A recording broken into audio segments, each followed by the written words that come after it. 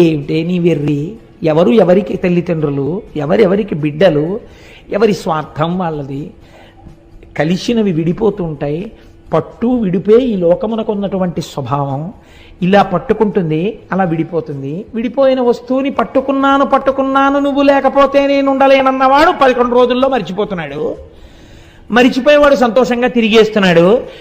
వాడికి మళ్ళీ నువ్వు లేకపోతే నేను ఉండగలనా అని చెప్పిన వాడు ఎవడున్నాడో వాడు సంవత్సరం తర్వాత ఎవరు లేకపోతే ఉండలేనన్నాడో వాళ్ళ తిథిని గుర్తు చేయడానికి ఇంటి పురోహితుడు వచ్చి గుర్తు చేస్తే తప్ప తద్దినం పెట్టని వాడయి ఉన్నాడు. అంతటి కృతజ్ఞమే ఈ లోకం. అటువంటి బిడ్డల కోసం, దేనికోసం నీకు ఈ అలజడి? నువ్వు ఈ సంబంధాన్ని ఈశ్వరుడు ఎందు పెట్టు.